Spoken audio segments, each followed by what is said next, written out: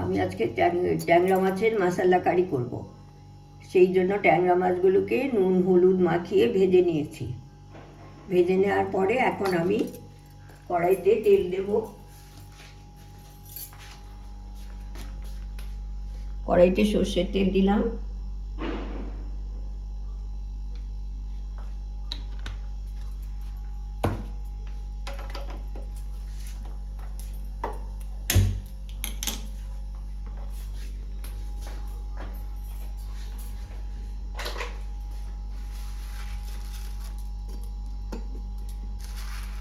একটু কালো জিরে ফোড়ন দিলাম।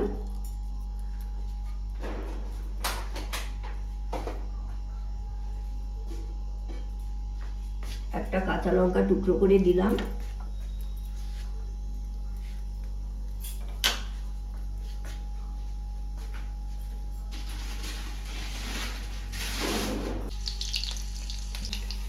একটু হলুদ গুঁড়ো দিলাম আর সামান্য জিরে গুঁড়ো, সামান্য ধনে গুঁড়ো, সামান্য কাশ্মীরি লঙ্কার গুঁড়ো, আর আপনারা ঝাল খেলে এমনি লঙ্কার গুঁড়ো দিতে পারেন। দিয়ে আমি একটু জল দিয়ে কষে নেব।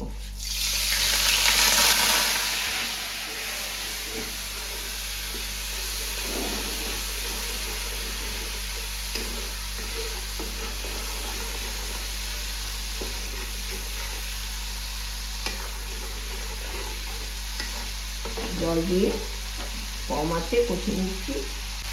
এর মধ্যে আমি একটা কারি পেস্ট তৈরি করি, সেই পেস্টটা দিয়ে দিলাম। সেই পেস্টটা এক টেবিল চামচ মতো দিয়ে দিলাম। দিয়ে ওটা জল দিয়ে একটু ভালো করে এর সাথে নেড়ে চেড়ে একটু ফুটিয়ে তারপরে ভাজা মাছগুলো দিয়ে দেবো। কারি পেস্টটা যে তৈরি করে রেখেছি সেটা আপনাদের অন্য একটা ভিডিওতে আমি দেখিয়ে দেবো।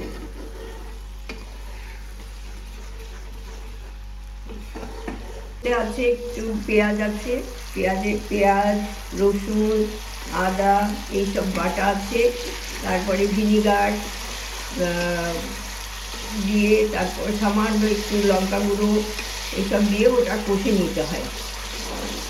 কষে নিয়ে আমি একটু কিছুদিন পর্যন্ত ওটা প্রিজার্ভ করে রাখি, আবার ফুরিয়ে গেলে আবার করে নিই, তাহলে একটু তাড়াতাড়ি রান্নাবান্নাটা করে নেওয়া যায়।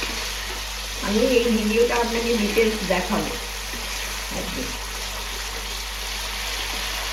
পরিমাণ মতো নুন আপনাদের স্বাদ অনুযায়ী দেবেন, যে যেরকম মোটামুটি পছন্দ করেন। আমি দিয়ে দিলাম নুন দিয়ে একটু নেড়ে চেড়ে ভাজা মাছগুলো দিয়ে দেবো।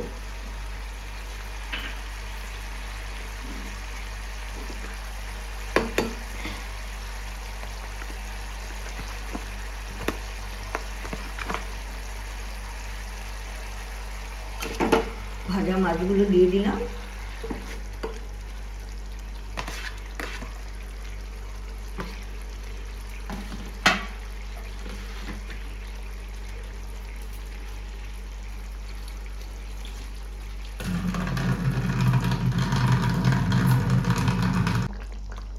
মাছ দেওয়ার পরে এইভাবে সব ফুটে উঠবে। তারপরে কিছুক্ষণ ঢাকা দিয়ে রেখে দেবো, নামিয়ে আপনাদের দেখাবো। হ্যাঁ, এখন আমি একটুখানি শাহি গরম মশলা দেবো অল্প, তারপরে নামিয়ে নেব। ঢাকা দিয়ে একটু স্ট্যান্ডিং টাইমে রেখে তারপর নামিয়ে আপনাদের কাছে নিয়ে আসবো। ট্যাংরা মাছের ঝাল মশলা ঝালটা মশলা কারিটা হয়ে গেছে। এইটা গরম ভাতের সঙ্গে খুব ভালো লাগে খেতে, সুস্বাদু হয়। একবার বানিয়ে দেখবেন আপনারা। আর আমার সঙ্গে থাকবেন, আমাকে সাবস্ক্রাইব করবেন, লাইক করবেন, শেয়ার করবেন। ধন্যবাদ।